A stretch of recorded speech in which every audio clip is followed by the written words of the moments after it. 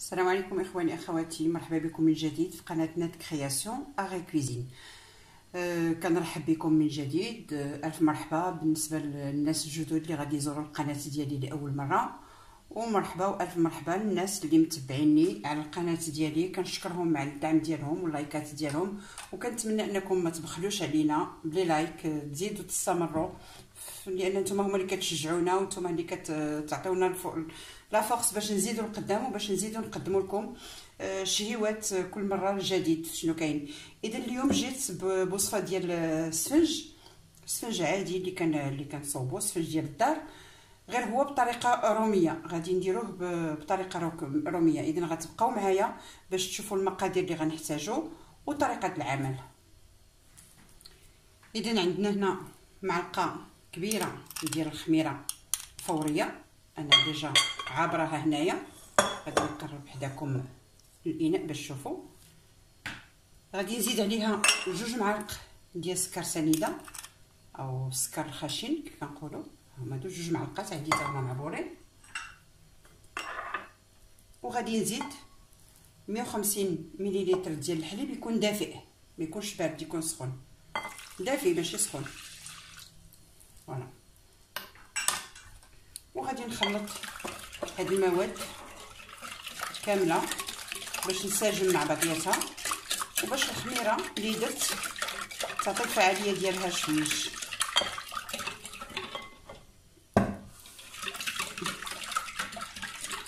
كنخلطها بطراب يدوي عادي.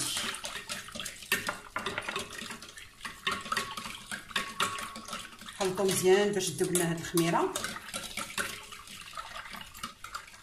وغادي نزيدو 2 معالق ديال الزيت نباتيه، زيت روميه، 2 معالق كبار غنزيدوهم على الخليط حتى هما ديالنا، ونخلطو عاوتاني. وغنزيدو معلقه ديال الملحه، معلقه صغيره. انا هنا عندي معلقه كبيره، غادي ندير غير النص ديالها نتوما كتشوفوا. صافي. وغنخلط مزيان هاد المواد عاوتاني.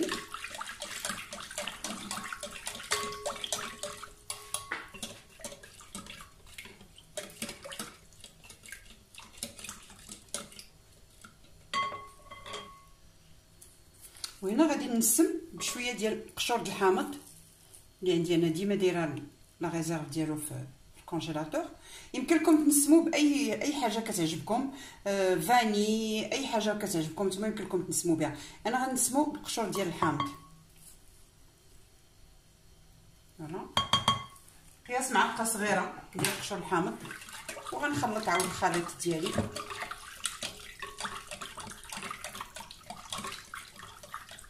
دابا غادي نزيد كاس ديال الفورس، كاس ديال الدقيق الابيض واحد، وغادي نخلطو بالطراب اليدوي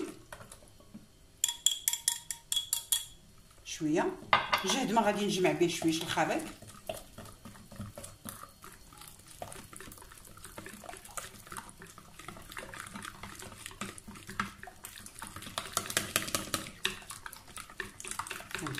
وغادي نزيد الكاس الثاني ديال الدقيق، غنزيد الكاس الثاني. وهنا غنزول الطراب اليدوي وغادي نخدم انفوي وانا كنخدم.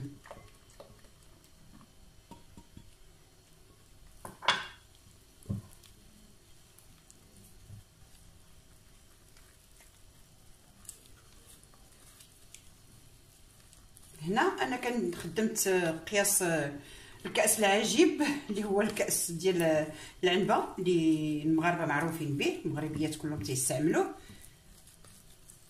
وغادي نزيد عاوتاني نص كاس ديال الدقيق باش نجمع العجين ديالي. غادي نخوي نص كاس، غاديش نخويه كله. غنزول الفوي وغنخدم بيديا باش نجمع العجينات ديالنا. هي راه كتكون شويه كتلتصق، ما كتكونش قاصحه بزاف. اذا غنكمل نصف كاس ديالي.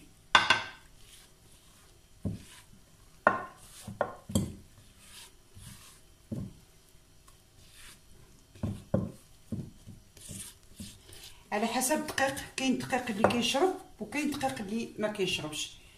اذا هنا انا غنزيد شويه ديال الدقيق لان مازال العجينه ناقصها شويش.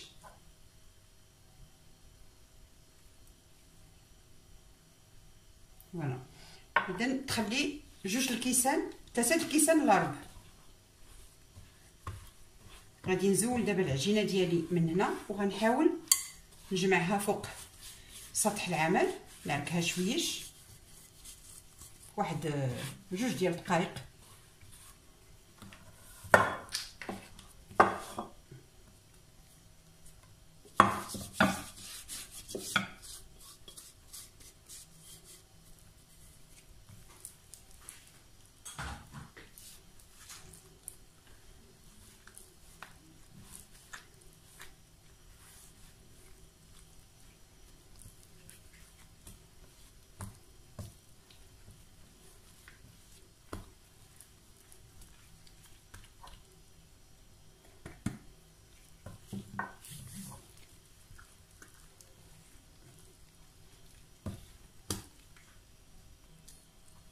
اذا العجين ديالي ها هو الا جمعته كنحاولوا ندلكوها واحد الفتره ديال ما بين 2 حتى 4 ديال الدقائق، ما كاملاش، غير باش كنجمعوا العجينه باش ما كيبقى لناش فيها داك الكويرات ديال الطحين شي حاجه. نتوما كتشوفوا العجينه رطبه رخوه كيف كتشوفوها.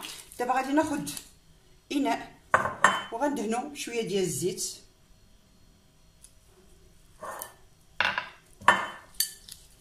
غنزل فيه العجين ديالي ونخليها ترتاح 10 ديال الدقائق، ماشي تختمر، مجرد ترتاح لنا العجين باش تجينا سهله في التقطيع.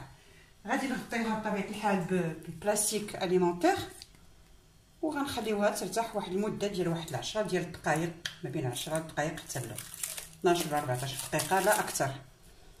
كنأكد ان ما غاديش نخليوها تختمر لان اصلا مع كاينه الحراره، حنا غادي غير نخليوها ترتاح باش تساعدنا في التقطيع ديالها.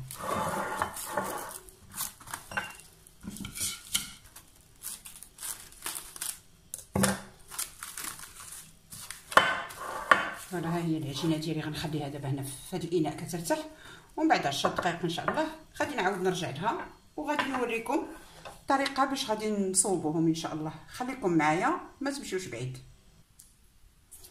اذا بعد ما مرات 10 ديال الدقائق على العجين ديالنا اللي خليناها ترتاح نتوما كتشوفوا ها هي دي شوف كيف رطبه.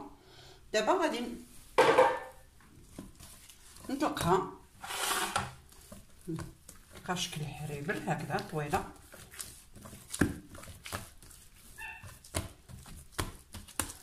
وغادي نبدا نقطع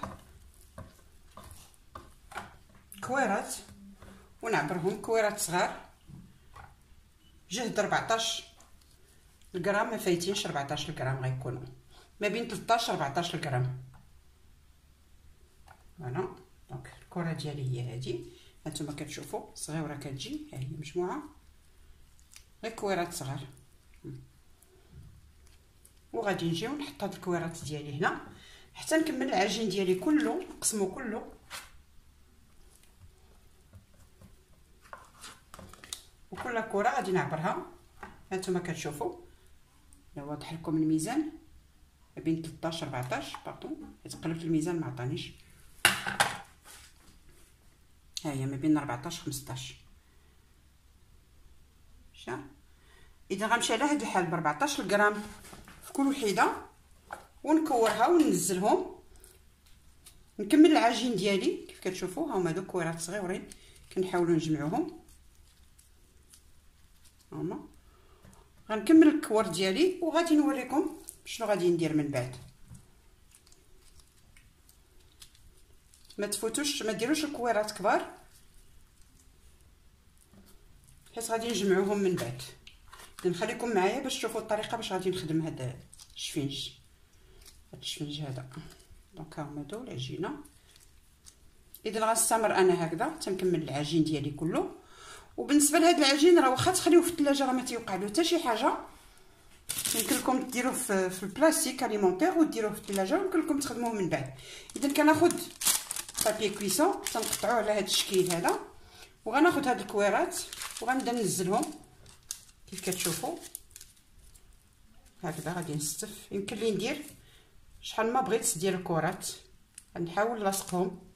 نقدروا نديروا 4، نقدروا نديروا 5، نقدروا نديروا 6، داكشي على حسب نتوما وشنو بغيتيو.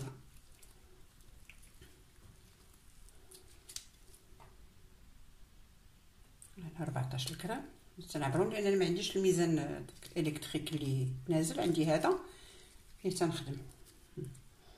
وغنجي وغنجمع هاد الكرات ديالي، غنحاول نلاصقهم. ها هما نصوب بهم وريضه بهاد الطريقه هادي، وغادي ننزلهم مع واحد الخميس نجمعهم حتى يختمروا، وعاد غادي نوريكم شنو غادي ندير لهم.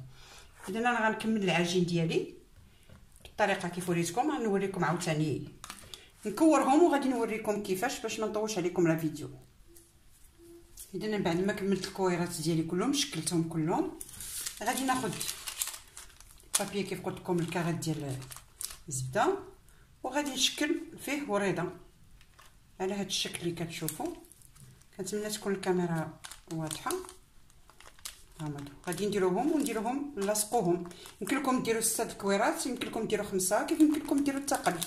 وغادي نوضعوهم فوق شي صينيه ونخليوهم عاد غنخليوهم يختمروا.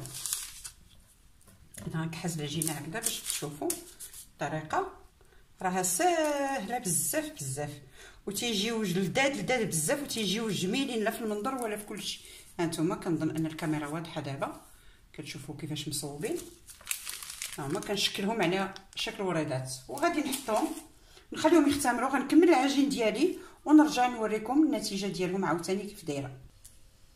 اذا بعد ما ساليت العجين ديالي كله شكلته في شكل كويرات وهكذا على وريضات فوق هاد الكافيط، غادي نغطيهم ونخليهم يختمروا واحد الفتره ديال تقريبا 20 دقيقه، ما بين 15 20 دقيقه، ياخذوا راحتهم في الخميره.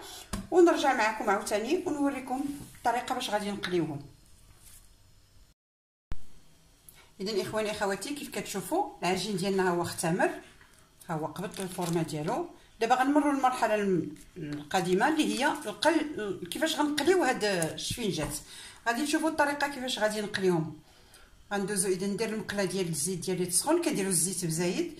بالنسبه للمقادير اللي درت اخواني اخواتي، انا درت قياس قليل عادي لان ما عنديش الناس بزاف اللي غادي ياكلوهم، ولكن نتوما غادي يمكن لكم ديروا القياس على حسب شحال بكم في الدار، العدد الافراد ديال الاسره شحال كاينين، واش كثار واش قلال.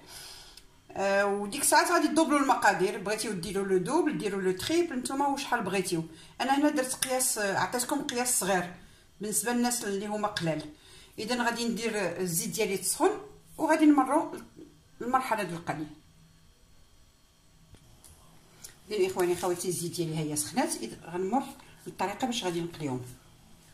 كيف كتشوفوا حنا عندنا مصوبين بالكاريك، غنحطهم بالكاريك ديالهم في قلب المقله الزيت بشويه باش ما نخسرولهمش لا فورم ديالهم،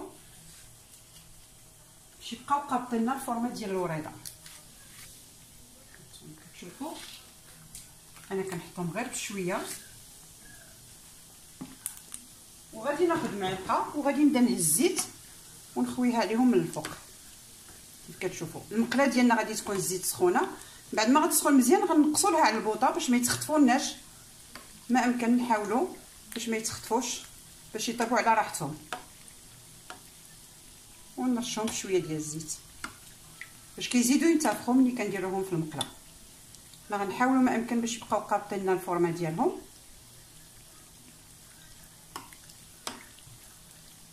وفي نفس الوقت انا كنحضيهم واش تقلاو من التحت.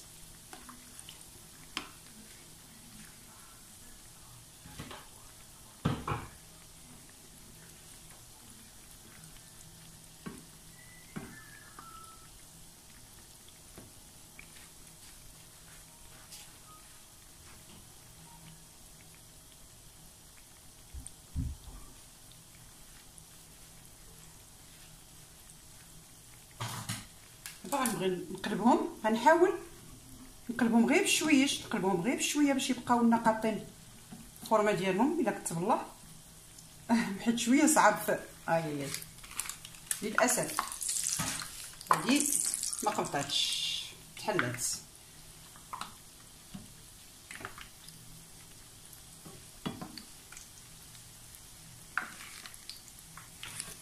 هادي هي بقات مزيانه ولا تحلات، معليش نحطوهم هكا كويرات حتى هكا كيجيو مزيانين.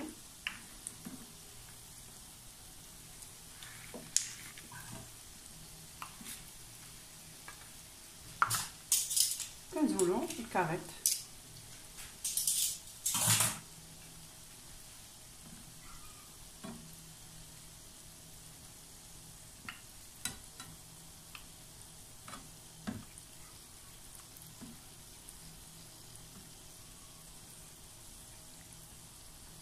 ملي نكونوا كنوضعوهم فوق الكاريط ديالنا نحاولوا ما امكن باش نوضعوهم ملاصقين في بعضياتهم باش ملي كيخمروا كيزيدوا يلتصقوا. اذا انا غنكمل الطريقه ديالي كامله وغادي نرجع عندكم ان شاء الله، نقلي اللي مازال لي ونرجع عندكم. اذا اخواني خواتي النتيجه النهائيه ديالنا ديال هذا الشفنج هذا النهار هو هذا كيف كتشوفوا. انا درت واحد درتو بالسكر كلاصي، درت له غبرت له السكر كلاصي على الوجه، واحد درت له الشوكولا، وكيبقى الاختيار ديالكم نتوما تذوقوا باي حاجه بغيتيو. هانتوما كتشوفوا المنظر ديالهم كيف تيجيو. هذه داك الوحيده اللي تحلات انا درتها بوحدها، درت لها الشوكولا.